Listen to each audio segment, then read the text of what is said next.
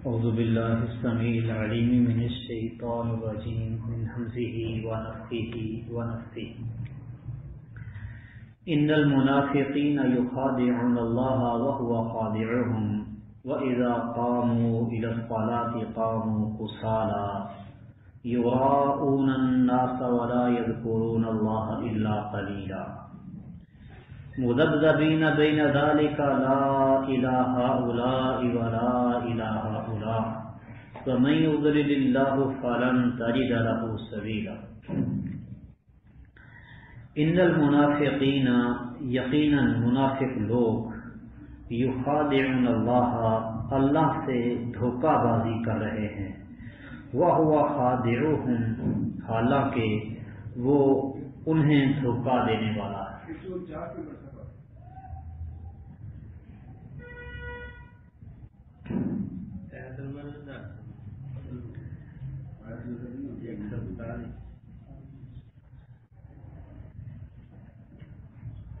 وَإِذَا قَامُوا إِلَى الصَّلَاةِ اور جب وہ نماز کے لیے کھڑے ہوتے ہیں قاموا کسالى تو کاہلی سستی کے ساتھ کھڑے ہوتے ہیں، سست ہو کر۔ یراؤون الناس وہ لوگوں کو دکھاوا کرتے ہیں، ولا یذکرون اللہ الا قلیلا اور اللہ کو یاد نہیں کرتے، اللہ کا ذکر نہیں کرتے، الا قلیلا مگر بہت تھوڑا، بہت کم۔ یہ منافقین کی صفت اللہ سبحانہ و تعالی نے بیان کی ہے کہ منافق اللہ تعالیٰ کو دھوکہ دینے کی کوشش کرتے ہیں، اللہ کے ساتھ دغا بازی، دھوکے بازی کرتے ہیں۔ سورہ بقرہ کے آغاز میں اس دھوکے کی وضاحت کافی تفصیل کے ساتھ ہوئی ہے کہ یخادعون اللہ والذین آمنوا وما یخدعون الا انفسهم وما یشعرون کہ وہ اہل ایمان کو اور اللہ کو دھوکہ دینے کی کوشش کرتے ہیں حالانکہ وہ اپنے آپ کو ہی دھوکہ دے رہے ہیں اور انہیں شعور بھی نہیں ہے۔ تو اس سے معلوم ہوتا ہے کہ اللہ سبحانہ و تعالی منافقین کو دھوکے میں رکھے ہوئے ہے، اور اللہ تعالیٰ کا دھوکہ دہی کرنا، دھوکہ دینا جیسے اللہ کے شایان شان ہے۔ اللہ سبحانہ و تعالی بھی دھوکے میں رکھتا ہے، لوگوں کو دھوکہ دیتا ہے، اس طرح لوگ دھوکہ دیتے ہیں، لیکن اللہ تعالیٰ کا دھوکہ دینا لوگوں کی طرح دھوکہ دینے جیسا نہیں۔ لوگوں کا دھوکہ دینا اور ہے، اور اللہ سبحانہ و تعالیٰ کا دھوکہ دینا کما یلیق بشانہ جیسے اللہ کے شایان شان ہے۔ جیسے انسان سنتا ہے، دیکھتا ہے، اللہ تعالیٰ نے انسان کو سمیع اور بصیر بنایا ہے، اللہ تعالیٰ بھی سمیع ہے، بصیر ہے، لیکن اللہ تعالیٰ کا سننا، اللہ تعالیٰ کا دیکھنا لوگوں کے سننے اور دیکھنے جیسا نہیں۔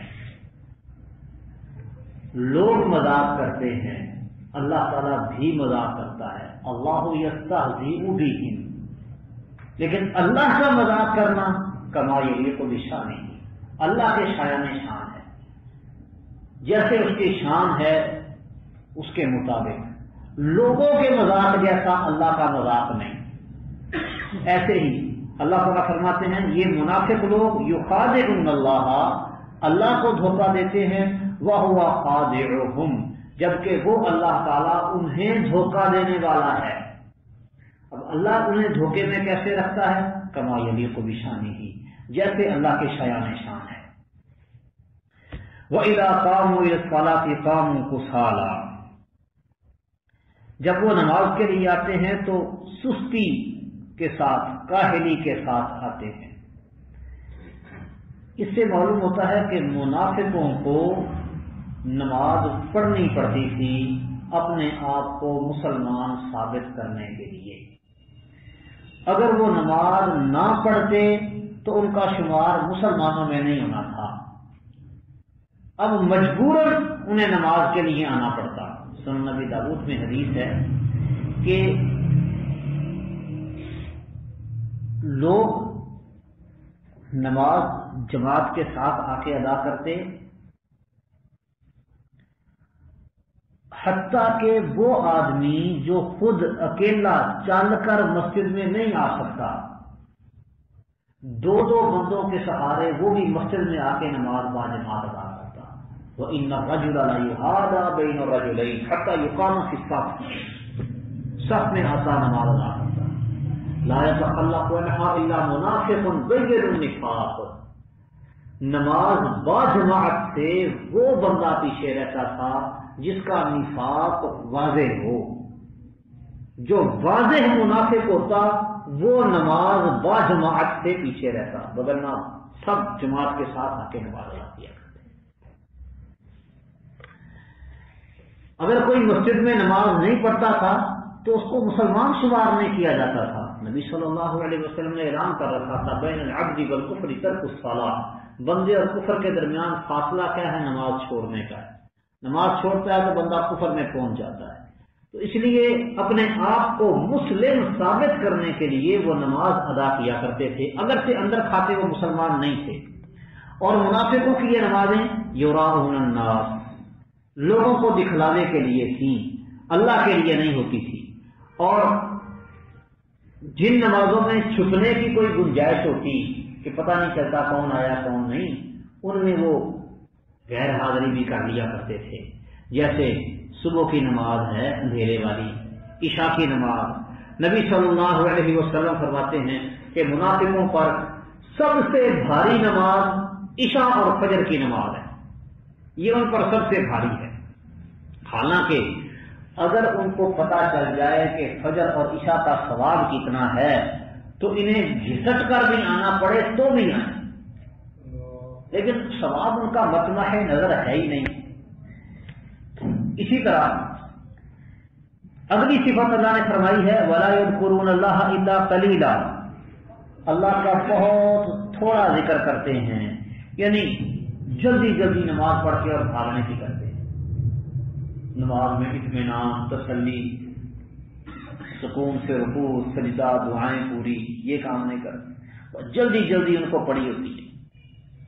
سیدنا انس رضی اللہ تعالی عنہ فرماتے ہیں کہ نبی کریم صلی اللہ علیہ وسلم نے فرمایا کہ منافق بیٹھا سورج کا انتظار کرتا رہتا ہے یہاں تک کہ جب شیطان دو سینگوں کے درمیان ہوتا ہے، یعنی کہ سورج غروب ہونے کے بالکل قریب پہنچ جاتا ہے، تو پھر یہ بھاگتا ہے، جلدی جلدی اٹھتا ہے، فناقر اربعا، 4 ٹھنگے مارتا ہے اور اللہ تعالیٰ کو بہت تھوڑا یاد کرتا ہے۔ فرمایا یہ منافق کی نماز ہے، یہ منافق کی نماز، تاخیر سے اور تیزی تیزی کے ساتھ جلدی جلدی۔ اور نبی صلی اللہ علیہ وسلم نے یہ جلدی جلدی کیے جانے والے سجدوں کو کیا کہا؟ ناقارا، ٹھنگے مارتا ہے، اس طرح کبھی ٹھنگے مارتے ہیں، ویسے یہ سجدے کرتا ہے تیزی کے ساتھ، سجدے میں گیا اور اٹھایا، فناقرا اربعا، 4 ٹھنگے مار کے سمجھا میں نے نماز پڑھ لی، یہ منافق کی نماز ہے۔ اس حدیث سے یہ پتہ چلتا ہے کہ عصر کی نماز کو لیٹ کر کے پڑھنا یہ بھی نفاق کی علامت ہے، جان بوجھ کے عصر کی نماز تاخیر سے پڑھنا یہ منافقت کی نشانی ہے، نفاق کی علامت ہے۔ اور جلدی جلدی 2 سجدے جو اکٹھے کرتے ہیں، وہ سجدہ کیا پوری طرح سے اوپر ہوئے نہیں ہے پھر تھک نیچے، یہ بھی منافق ہونے کی دلیل ہے، نفاق کی نشانی اور علامت ہے۔ نبی صلی اللہ علیہ وسلم نے ناقارا اربعا، 4 ٹھنگے کہا ہے نا، اور 4 رقطوں میں سجدے کتنے ہوتے ہیں؟ 8، تو 4 ٹھنگے کیوں کہا ہے؟ کہ 2 سجدوں کے درمیان فاصلہ ہی نہیں، سر اٹھایا پھر نیچے، اس کو 1 ٹھنگا شمار کیا ہے، تو 4 ٹھنگے کا ناقارا اربعا، 2 سجدوں کو 1 ٹھنگا قرار دیا۔ مذبذبین بین ذالک لا الہ الا ولا الہ الا، یہ متردد ہیں اس کے درمیان، یعنی کفر اور ایمان کے درمیان، لا الہ الا ولا الہ الا، نہ ان کی طرف ہیں اور نہ ان کی طرف۔ فَمَن يُضْلِلِ اللَّهُ فَلَن تَجِدَ لَهُ سَبِيلًا، اور جس کو اللہ گمراہ کر دے تو آپ اس کے لیے کوئی راستہ ہرگز نہ پائیں گے۔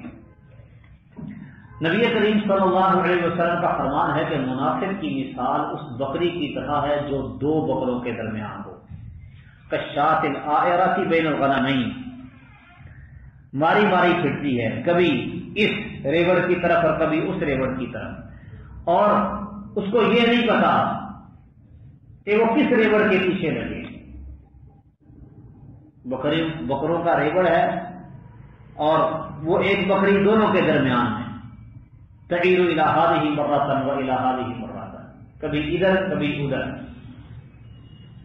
یہ حالت ہے منافق کی۔ یعنی جو آدمی سب کچھ جانتے بوجھتے ہوئے گمراہی میں پڑ جائے، منافق اہل اسلام کی باتیں سنتے تھے، سمجھتے تھے، ادھر سے کفار کی باتیں، تو سب کچھ جانتے ہوئے جاننے کے باوجود وہ نفاق کو اختیار کرتے تھے۔ تو اللہ تعالیٰ فرماتے ہیں وَمَن يُضْلِلِ اللَّهُ فَلَن تَجِدَ لَهُ سَبِيلًا، اسے راہ راست پر لانے والا پھر کوئی نہیں ہوتا جس کو اللہ تعالیٰ گمراہ کر دے۔ اللہ تعالیٰ سزا کے طور پر گمراہی اور باطل پرستی میں اس کو پختہ سے پختہ تر کرتے جاتے ہیں، یہ سزا ہوتی ہے اس بندے کی۔ منافقین کی یہ دو قسمیں تھیں، ایک جانتے بوجھتے ہوئے نفاق اختیار کرنے والے، اور دوسرے وہ جو دل سے نہ کافروں کے ساتھ نہ مسلمانوں کے ساتھ مذبذب متردد، نہ ادھر نہ ادھر، یہ دو قسمیں تھی منافقین کی۔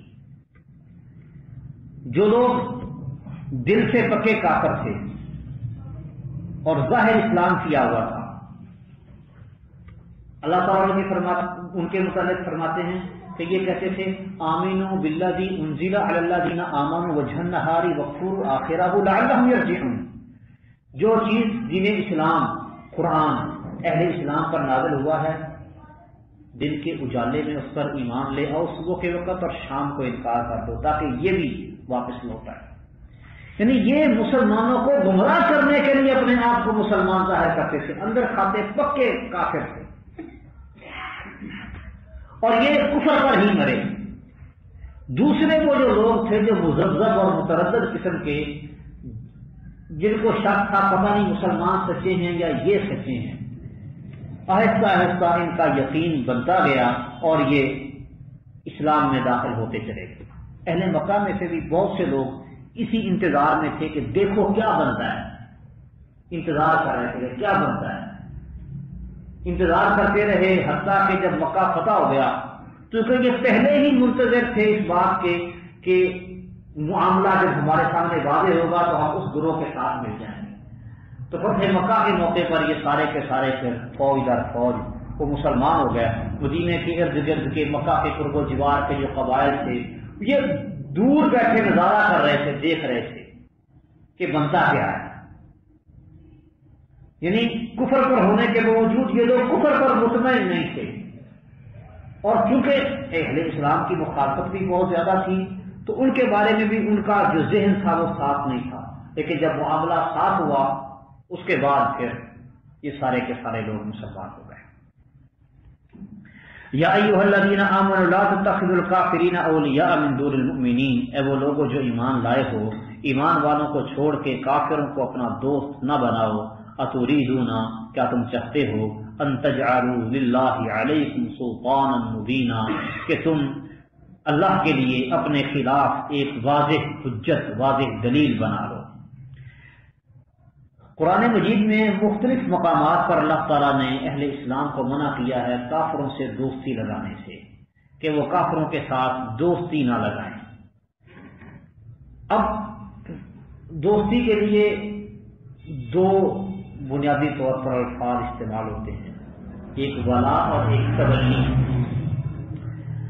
تبلی ہوتا ہے کہ ہر حال میں کافروں کے ساتھ یاری نبھانا، اور ولا میں یہ ہوتا ہے کہ اپنے مطلب اور مقصد کی حد تک کافر کے ساتھ یاری لگا لینا۔ جو تولی ہے نا، یہ بڑا جرم ہے۔ من یتولہم منکم فإنہ منہم، جو ان کے ساتھ تولی، دلی دوستی، دلی یارانہ گانڈ لے گا، لگا لے گا، وہ انہیں میں سے ہو جائے گا۔ اور یہ کفر پر منتج ہوتی ہے تولی۔ اور جو ولا ہے وہ بھی جرم ہے، لیکن کفر والا جرم ہے۔ اسی لیے لا تتخذوا بطانة من دونکم، اللہ نے منع کیا، دلی دوست اپنے سوا کسی کو نہ بناؤ۔ لا تتخذوا الکافرین اولیاء من دون المؤمنین، اے ایمان والو تم مومنوں کو چھوڑ کے کافروں کو اپنا دوست نہ بناؤ۔ اتریدون ان تجعلوا للہ علیکم سلطانا مبینا، کیا تم اس حکم کی خلاف ورزی کر کے عذاب الہی کے لیے ایسی کھلی اور واضح دلیل اپنے خلاف قائم کرنا چاہتے ہو کہ اس کے بعد عذاب کے مستحق ہونے میں کسی قسم کا کوئی شاکی باقی نہ رہے؟ جب کافروں کے ساتھ تمہاری یاری دوستی ہوگی تو پھر تو عذاب کو دعوت دینے والی بات ہے۔ ان المنافقین فی الدرک الاسفل من النار ولن تجد لهم نصیرا، یقیناً منافق جہنم میں سب سے نچلے درجے میں ہوں گے۔ درک الاسفل، سب سے نیچے والا، جہنم کا پیندا، آخری حصہ۔ وَلَن تَجِدَ لَهُمْ نَصِيرًا، اور آپ ان کے لیے ہرگز کوئی مددگار نہیں پائیں گے۔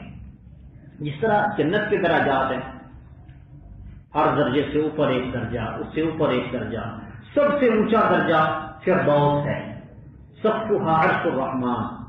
فردوس کی جو چھت ہے جنت الفردوس کی، وہ رحمان کا چھت ہے، رحمان کا عرش، یہ اس کی چھت ہے فردوس۔ جنت کے درجات ہیں، اس میں سے 100 درجے اللہ تعالیٰ نے مجاہدین کے لیے تیار ہوئی ہیں، 100 صرف مجاہدین کے، باقیوں کے لیے بھی بے شمار درجات، یعنی کئی ایک درجے ہیں جنت کے۔ ایسے ہی جہنم کے بھی کئی درجے ہیں۔ جنت میں سب سے اونچا درجہ سب سے اعلیٰ ہے، اور جہنم میں سب سے نچلا درجہ سب سے خطرناک ہے۔ تو منافقوں کو فی الدرک الاسفل من النار، جہنم کے سب سے نچلے طبقے میں ہوں گے، کیونکہ جو نفاق ہے یہ صریح کفر سے بھی زیادہ خطرناک ہوتا ہے۔ جو کافر ہے واضح، وہ تو واضح کافر ہے نا، اس کے بارے میں تو کوئی شک و شبہ ہی نہیں۔ اور جو منافق ہے، اسلام کا لبادہ اوڑھ کر مسلمانوں کو نقصان پہنچانے والا، یہ آستین کا سانپ زیادہ خطرناک ہے۔ اِلَّا الَّذِينَ تَابُوا وَأَصْلَحُوا وَاعْتَصَمُوا بِاللَّهِ وَأَخْلَصُوا دِينَهُمْ لِلَّهِ، مگر وہ لوگ جنہوں نے توبہ کی اور وَأَصْلَحُوا اپنی اصلاح کر لی، وَاعْتَصَمُوا بِاللَّهِ اور اللہ کو انہوں نے مضبوطی سے تھام لیا، وَأَخْلَصُوا دِينَهُمْ لِلَّهِ اور اپنے دین کو اللہ کے لیے خالص کر لیا، فَأُولَئِكَ مَعَ الْمُؤْمِنِينَ تو یہی لوگ مؤمنوں کے ساتھ ہیں، وَسَوْفَ يُؤْتِ اللَّهُ الْمُؤْمِنِينَ أَجْرًا عَظِيمًا اور ان قریب اللہ تعالیٰ مؤمنوں کو بہت بڑا اجر دے گا۔ پچھلی آیات میں منافقین کی مذمت کی باتیں اللہ تعالیٰ نے کہی ہیں، اور ان کی نجات کے لیے اب بطور استثناء 4 باتیں اللہ تعالیٰ نے کہی ہیں، تابو واصلحوا واعتصموا باللہ واخلصوا دینہم للہ۔ یہ 4 کام کریں تو یہ اللہ کی پکڑ، عذاب اور سزا سے بچ جائیں گے۔ توبہ کر لیں، اپنی اصلاح کر لیں، اللہ کو مضبوطی سے تھام لیں، مطلب اللہ کے احکامات کو، واعتصموا باللہ واخلصوا دینہم للہ اپنے دین کو اللہ کے لیے خالص کر لیں، نفاق ختم کر دیں، دو رنگی چھوڑ کر یک رنگ ہو جائیں۔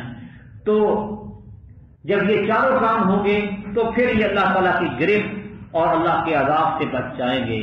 ما یفعل اللہ بعذابکم، اللہ تعالیٰ تمہیں عذاب دے کر کیا کرے گا؟ ان شکرتم وآمنتم، اگر تم شکر کرو اور ایمان لے آؤ، وکان اللہ شاکرا علیما اور اللہ تعالیٰ ہمیشہ سے ہی نہایت قدردان اور خوب جاننے والا ہے۔ یعنی اللہ سبحانہ و تعالیٰ نے منافقین کے لیے عذاب کا ذکر کیا کہ فی الدرک الاسفل من النار، بڑا سخت قسم کا ان کو عذاب ہوگا، نچلے گڑھے میں ہوں گے، جہنم کے سب سے نچلے طبقے، نچلے درجے میں۔ تو اللہ تعالیٰ کو عذاب دینے کا کوئی شوق نہیں ہے۔ اگر تم اللہ تعالیٰ پر ایمان لے آؤ، اللہ کا شکر کرو، اللہ کے احکامات کو بجا لاؤ، تو اللہ تمہیں عذاب دے کر کیا کرے گا؟ اللہ کو عذاب دینے کی نہ کوئی حاجت اور ضرورت ہے، نہ ہی اللہ تعالیٰ کا ذوق ہے عذاب دینے کا، بلکہ یہ تو لوگوں کو نافرمانی سے بچانے کے لیے عذاب کی وعیدیں ہیں، اور پھر جو نہیں باز آتا تو پھر اس کو بالآخر عذاب میں داخل کیا جائے گا، جہنم میں جھونکا جائے گا۔ تو ورنہ اللہ تعالیٰ کو تمہارے عذاب دینے سے کوئی فائدہ حاصل ہونے والا نہیں ہے۔ مَا يَفْعَلُ اللَّهُ بِعَذَابِكُمْ إِن شَكَرْتُمْ وَآمَنْتُمْ، اگر تم شکر کرو اور ایمان لے آؤ تو اللہ تمہیں عذاب دے کر کیا کرے گا؟ تو تم مومن بن جاؤ، عذاب سے بچ جاؤ گے۔ وَكَانَ اللَّهُ شَاكِرًا عَلِيمًا، اور اللہ تعالیٰ ہمیشہ سے ہی خوب جاننے والا اور نہایت قدردان ہے۔ سبحان اللہ، سبحان اللہ۔